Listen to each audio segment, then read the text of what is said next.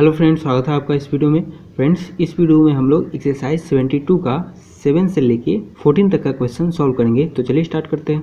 देखिए 7 है, major of some angles are given below. कुछ एंगल यहाँ पर नीचे दिया हुआ है। Pick the acute angles, obtuse angles and right angles.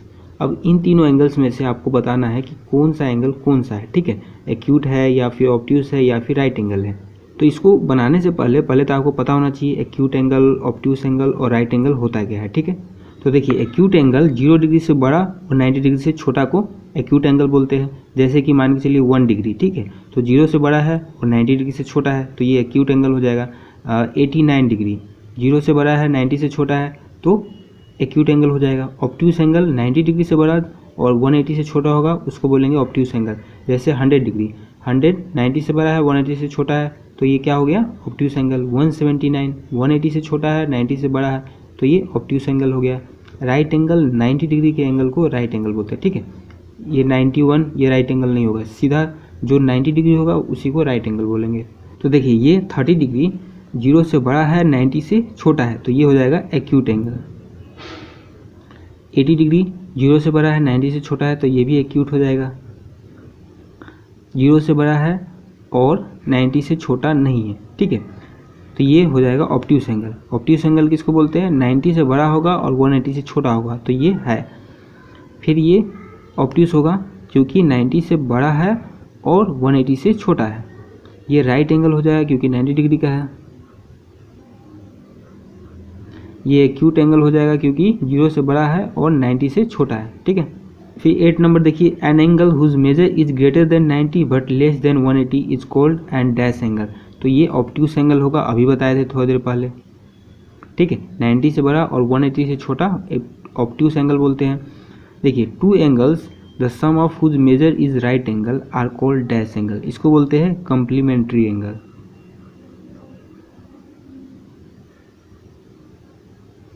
मतलब कि देखिए इसमें ये क्या बोला है कि दो एंगल, कोई भी दो एंगल जिसका सम 90 होगा, जैसे कि मान के चलिए 30 डिग्री और 60 डिग्री, ये दो एंगल है और इन दोनों का सम 90 हो रहा है ना, मतलब कि ये दोनों एंगल जो है वो कम्प्लीमेंट्री एंगल है। कोई भी एंगल होगा अगर उन दोनों को मिला के 90 पुर जा रहा है मतलब कि वो कम्प्लीमेंट्री एंगल है। ठीक है, फिर सी है, an angle whose measure is less than 90 is called dash angle. तो 90 डिग्री से कम रहेगा उसको क्या बोलेंगे, एक्यूट एंगल। फिर 9 है, write the complementary angle of each of the following angles. Complementary angle आपको बताना है। कम्प्लीमेंट्री एंगल अभी बताए थे, कोई भी दो एंगल जिसका सम 90 डिग्री हो, जैसे कि मान के चलिए 25 डिग्री और 65 डिग्री। ठीक है, इन दोनों को मिला देंगे तो कितना हो जाएगा, 90 डिग्री। तो मतलब कि ये दोनों एंगल कम्प्लीमेंट्री एंगल हुआ क्योंकि इन दोनों को जोड़ने पर 90 डिग्री हो जा रहा है। तो यहाँ देखिए कम्प्लीमेंट्री एंगल बताना है तो 45 डिग्री का कम्प्लीमेंट्री एंगल बताना है। तो 45 डिग्री में क्या जोड़ेंगे कि 90 हो जाएगा, वही उसका कम्प्लीमेंट्री एंगल होगा। तो कम्प्लीमेंट्री एंगल जब भी आपसे पूछा जाएगा तो 90 डिग्री से में से उसको माइनस कर दीजिएगा। ठीक है, तो देखिए complementary angle of 45 degree minus कर दी, 45 हो गया। फिर 54 का निकाले 36 हो गया, 89 का निकाले 1 हो गया, 65 का निकाले 25 हो गया, 30 का निकाले 60 हो गया और 60 का निकाले तो 30 डिग्री हो गया। ठीक है, फिर 10 है, write the supplementary angle of each of the following angles. अब इसमें सप्लीमेंट्री एंगल बताना है। तो सप्लीमेंट्री एंगल तो पहले जान लीजिए। देखिए जैसे कम्प्लीमेंट्री में दो एंगल को जोड़ के 90 डिग्री होना चाहिए, वैसे ही सप्लीमेंट्री में दो एंगल को जोड़ने पर 180 होना चाहिए। मान के चलिए जैसे कि एक हो गया 20 डिग्री और दूसरा हो गया 170 डिग्री। इन दोनों को जोड़ने पर कितना हो रहा है, 190 डिग्री हो रहा है। तो ये दोनों एंगल सप्लीमेंट्री नहीं होगा। और देखिए 160 और 20 डिग्री, इन दोनों को जोड़ने पर 180 हो जा रहा है ना, मतलब कि ये दोनों एंगल सप्लीमेंट्री एंगल कहलाएगा। ठीक है, तो देखिए 25 डिग्री का सप्लीमेंट्री एंगल बताना है तो क्या करेंगे, इसको 180 में से 25 को माइनस कर देंगे। जिसका भी सप्लीमेंट्री पूछेगा 180 में से माइनस कर दीजिएगा। ठीक है, तो देखिए सप्लीमेंट्री एंगल ऑफ 25 डिग्री 180 से माइनस कर दिए तो हो गया 155 डिग्री। तो ये हो गया सप्लीमेंट्री एंगल। ऐसे ही सबको 180 में से माइनस कर लीजिएगा और ये लिख लीजिएगा और माइनस करने के बाद जो आएगा वही उसका सप्लीमेंट्री एंगल हो जाएगा। तो ये क्वेश्चन आपसे सॉल्व हो जाएगा आराम से। ठीक है, फिर 11 है, which pair of complementary angle are equal to each other in measure. अब इसमें ये बताना है कि ऐसा कौन सा कम्प्लीमेंट्री एंगल है, दो कम्प्लीमेंट्री एंगल होता है ना, तो जहाँ भी दो होगा उसको पेयर बोलते हैं, इसलिए यहाँ पेयर लिखा हुआ है। तो ऐसा पेयर बताना है कि दोनों एंगल इक्वल ही होना चाहिए, ठीक है। दोनों को जोड़ने पर 90 डिग्री तो होना चाहिए, लेकिन दोनों एंगल इक्वल ही होना चाहिए, ठीक है। तो ऐसा कौन सा कम्प्लीमेंट्री एंगल होगा, 45 डिग्री होगा। तो ये 45 डिग्री और 45 डिग्री दोनों को जोड़ने पर 90 डिग्री हो जा रहा है और दोनों एंगल सेम ही है, ठीक है। तो ये इक्वल पेयर हुआ कि नहीं, इसलिए 45 डिग्री आंसर हो जाएगा। फिर यहाँ है which pair of supplementary angle are equal to each other in major.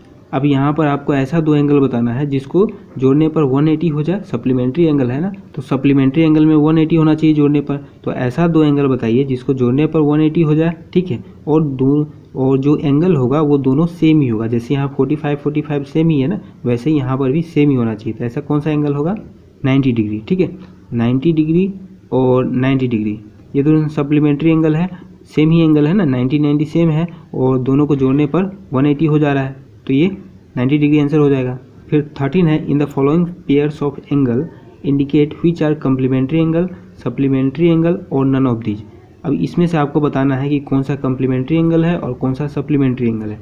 तो देखिए, जोड़ने पर अगर 90 हो जाए तो कम्प्लीमेंट्री, अगर जोड़ने पर 180 हो जाए तो सप्लीमेंट्री।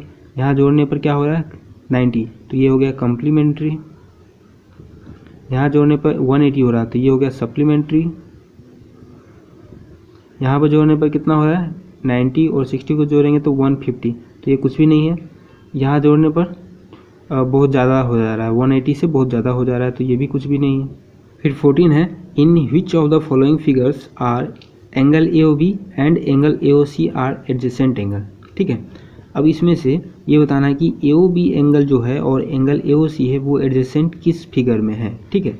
तो पहले तो आपको एडजेसेंट पता होना चाहिए। देखिए, ऐसे तो एडजेसेंट का डिफिनीशन होता है, लेकिन सिंपल भाषा में समझे तो बगल वाले एंगल को एडजेसेंट बोलते हैं। जैसे कि मान चलिए ये ऐसे बना लिए, ठीक है। तो एक तो ये एंगल हो गया और एक ये एंगल हो गया, ठीक है। तो इस वाले एंगल के बगल में ये एंगल है, ठीक है, और इस वाले एंगल के बगल में ये एंगल है, तो ये दोनों एडजेसेंट एंगल कहलाएगा। अब मान के चलिए कि एक लाइन और खींच देते हैं यहाँ से, तो ये एंगल भी एक हो गया। तो ये वाला एंगल और ये वाला एंगल एडजेसेंट एंगल नहीं कहलाएगा, क्योंकि बगल वाला नहीं है, बगल में तो इस वाले के ये है। फिर ये वाला एंगल और ये वाला एंगल एडजेसेंट कहलाएगा, क्योंकि इसके बगल में ये है और इसके बगल में ये है, ठीक है। तो ये दोनों एडजेसेंट कहलाएगा, ये दोनों एडजेसेंट कहलाएगा, ये वाला और ये वाला एडजेसेंट नहीं कहलाएगा, क्योंकि बगल में नहीं है, ठीक है।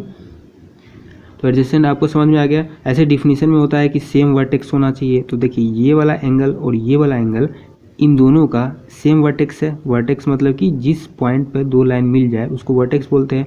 तो ये पॉइंट है, तो इस वाले एंगल और इस वाले एंगल का सेम वर्टेक्स है कि नहीं। और देखिए, कॉमन आर्म होना चाहिए, तो ये वाला एंगल और ये वाला एंगल का कॉमन आर्म है, ठीक है।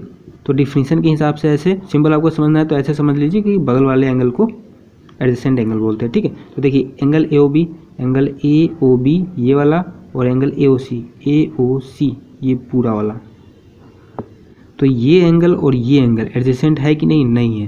क्योंकि देखिए, अगर ये वाला एंगल और ये वाला एंगल बोला रहता तब तो एडजेसेंट हो जाता है, क्योंकि ये दोनों बगल वाला है। लेकिन ये वाला और ये तो पूरा हो गया, तो ये बगल वाला कहाँ हुआ, ये वाला एंगल भी इसमें शामिल हो गया, तो ये एडजेसेंट नहीं हुआ, ठीक है। फिर इसमें देखिए, AOB ये वाला एंगल और AOC ये एंगल बगल वाला एंगल हो गया कि नहीं, तो ये हो गया एडजेसेंट एंगल। इसमें देखिए, AOB मतलब कि पूरा और AOC है ना, AOC मतलब कि ये, तो ये भी एडजेसेंट नहीं होगा, क्योंकि देखिए, ये वाला एंगल और ये वाला एंगल, ये वाला जो एंगल है इस वाले एंगल में शामिल है, तो बगल वाला कहाँ हुआ, ये तो खुद का एंगल हो गया, ठीक है। तो अगर सिर्फ ये वाला एंगल और ये वाला एंगल बोला रहता तो एडजेसेंट हो जाता, लेकिन ऐसा नहीं है, ठीक है। तो ये एडजेसेंट एंगल नहीं होगा, सिर्फ B नंबर एडजेसेंट एंगल होगा, ठीक है। तो आज के वीडियो में बस इतना ही, मिलते हैं नेक्स्ट वीडियो में, तब तक के लिए धन्यवाद।